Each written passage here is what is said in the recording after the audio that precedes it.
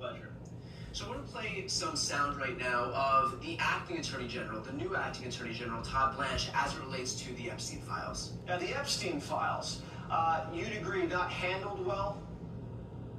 And I don't, first of all, I have never heard President Trump say that the Attorney General that anything that happened to her had anything to do with the Epstein files. And so, look, the Epstein files has been a saga that's lasted for the past year. And what happened when the President signed the Transparency Act is that the Department of Justice has now released all the files with respect to the Epstein saga. And the Attorney General, Bondi, and I appeared in front of Congress voluntarily a couple weeks ago to answer any questions they had. We have made every single congressman, senator available to come and see any document, redacted, unredacted, that they want. And so I think that to the extent that the Epstein files was a part of the past year of this Justice Department, should not be a part of anything going forward. So that was Todd Blanche saying two things that caught my attention. One was that the DOJ has now released all of the files with respect to the Epstein saga. And the second, he says, to the extent the Epstein files was a part of the past year of this Justice Department, it should not be a part of anything going forward.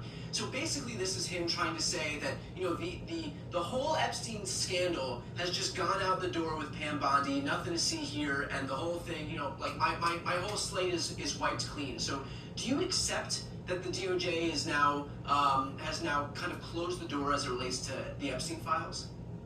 Well, Brian, you know it's bad when Jesse Waters from Fox News is saying the Epstein files didn't go well. Yeah. I mean, the reality is that this is Trump's own base that has turned on the administration because of the cover-up. And Todd Blanche is going to realize what Pam Bondi very soon realized, that unless Todd Blanche releases the 3 million files, the remaining 50% of files that need to be released, and unless he starts investigations and prosecutions, he's going to face the same fate as Pam Bondi, as will any new attorney general.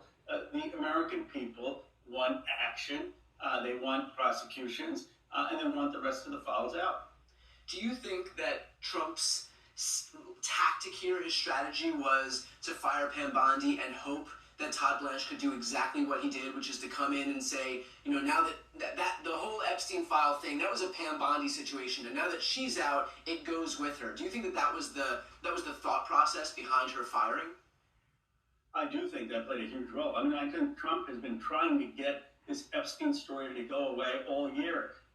He first thought he could do it by just having Pam Bondi say, "Oh, we're done. The files are." There's nothing to see. Then he thought, okay, I'll sign Conor and Masty's law and we'll get this over with.